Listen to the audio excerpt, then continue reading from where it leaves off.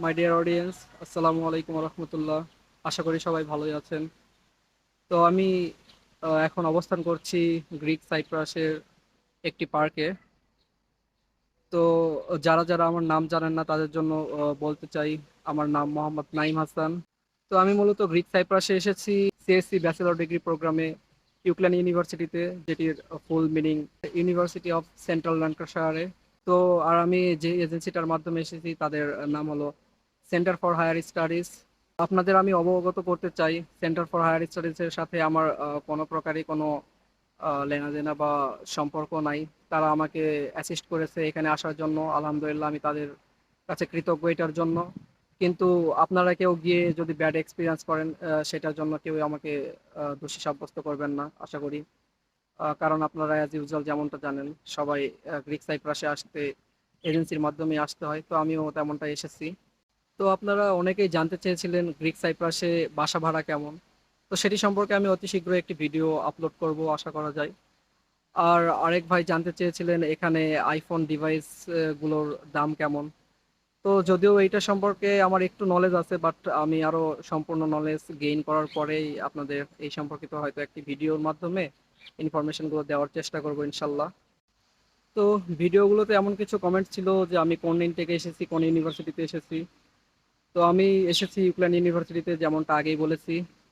আর আমি এখানে সেপ্টেম্বর ইনটেকের জন্য এসেছি। আরো অনেকেই জানতে চেয়েছিলেন আমি ব্লু পেপার দিয়ে ফ্লাই করেছি কিনা। হ্যাঁ, আমি আসলে ব্লু পেপার দিয়ে ফ্লাই করেছি। তো যদিও আসলে আমি এটাকে আহ, ভালো বলবো না, কারণ ব্লু পেপার দিয়ে ফ্লাই করা অনেক রিস্ক। এটা বাংলাদেশ ইমিগ্রেশনে অনেক সমস্যা করে। আপনারা হয়তো সবাই জেনে থাকবেন, বাংলাদেশ ইমিগ্রেশনে অনেক সমস্যা করে ব্লু পেপার দিয়ে ফ্লাই করার।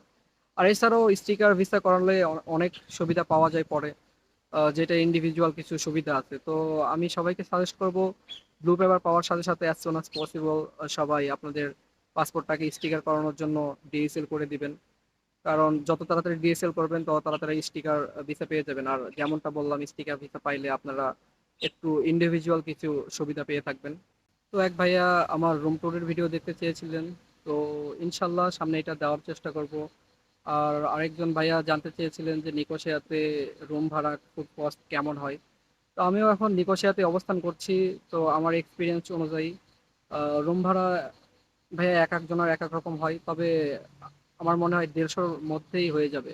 আর খাওয়াটা 100 ধরে রাখেন, তো সেই ক্ষেত্রে 250 ইউরোর মধ্যে আপনার থাকা এবং খাওয়া হয়ে যাবে।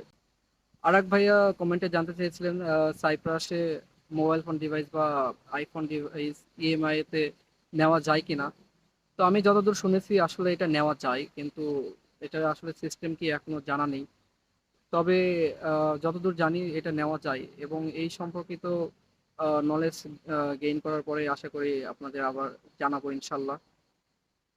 তো আমি পুরো ভিডিওতে আসলে সানগ্লাস পরে ভিডিও করছিলাম, কারণ আমার চোখের নিচে একটু ডার্ক শেড আছে, যেটা আসলে নিজেরই দেখতে খারাপ লাগে, তো আপনাদের এই কারণে দেখাতে চাচ্ছিলাম না।